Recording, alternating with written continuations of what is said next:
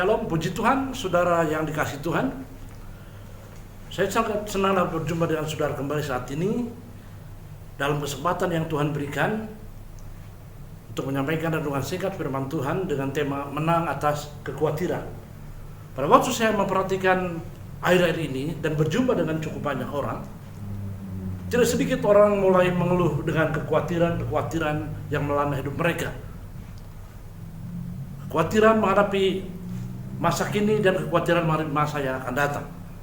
Setelah saya berdoa dan saya renungkan, maka saat ini saya ingin menyampaikan tema menang atas kekhawatiran.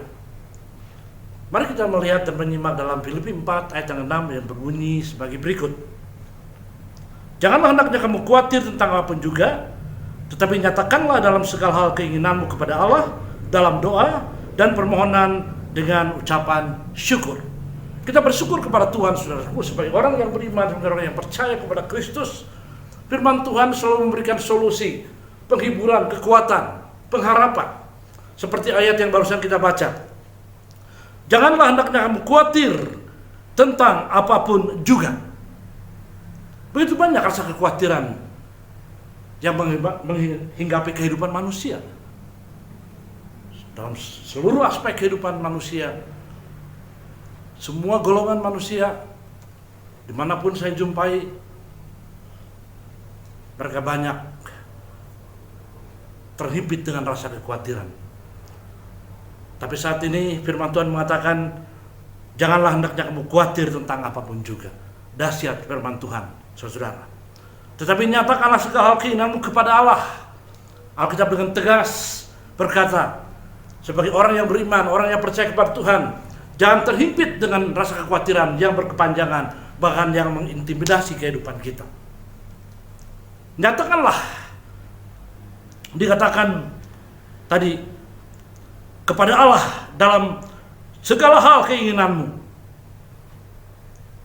Curhat kepada Tuhan. Itu alamat yang paling tepat, saudara. Yang pertama, dalam doa, in prayer. Tuhan menghendaki agar kita sebagai orang yang beriman tahu bagaimana kita harus bersikap menghadapi rasa kekhawatiran. Teristimewa akhir-akhir ini dalam situasi COVID-19 ini, begitu banyak orang diliputi oleh kekhawatiran, ketakutan yang mencekam. Mereka mengalami paranoid, ketakutan yang berkepanjangan. Tapi Alkitab saat ini memberikan solusi. Atasilah rasa kekhawatirannya pertama dengan doa. Kita perlu curhat di hadapan Tuhan, sampaikan segala keluhan kita kepada Tuhan. Kita orang yang percaya, orang yang beriman, orang yang mempunyai Tuhan di dalam Kristus. Yang pertama, hadapi kekhawatiran dengan doa, in prayer.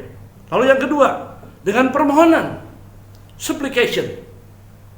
Saudaraku, seringkali kita sudah berdoa, sudah curhat kepada Tuhan, sudah menyampaikan permohonan keinginan kepada Tuhan, tetapi kita seringkali orang penuh dengan keraguan apakah doaku dijawab oleh Tuhan. Apa Tuhan siap menolong saya? Dan satu macam keraguan yang menghantui kehidupan kita. Tapi itu berkata dengan permohonan supplication. Artinya, jangan putus-putus berharap dengan iman.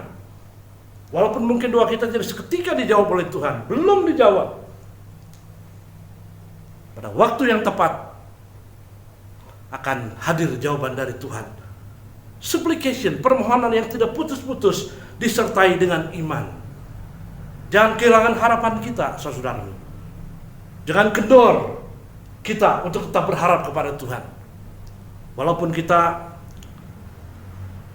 secara fakta kita menghadapi kadang-kadang iman digoncangkan, keyakinan digoyahkan, hati diliputi kekhawatiran, tapi mereka supplication, permohonan yang terus-menerus dengan iman. Sekalipun mungkin doa kita belum dijawab.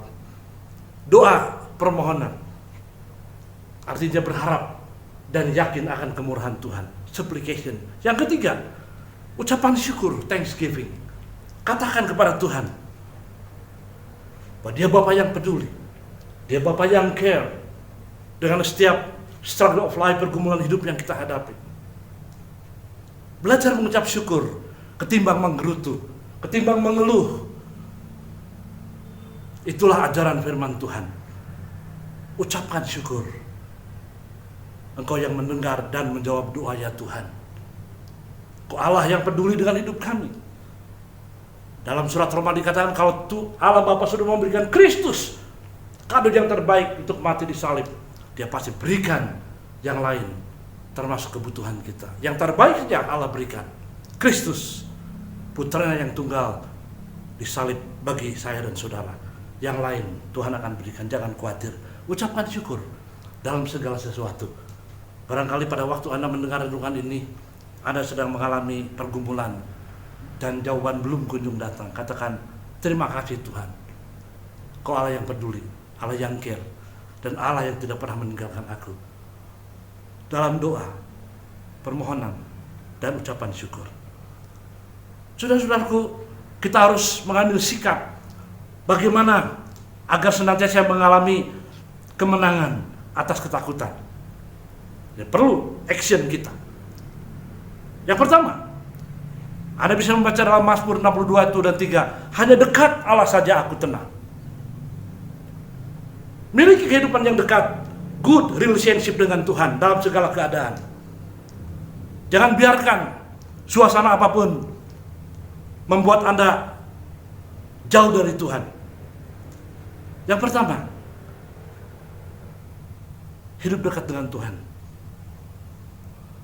Itulah sikap yang harus Anda miliki agar menang atas kekhawatiran itu hadir dalam hidup kita. Yang kedua, senantiasa ambil waktu, kesempatan setiap saat merenungkan firman setiap waktu.